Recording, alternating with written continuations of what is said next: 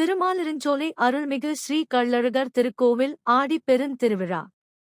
முதலாம் திருநாள்.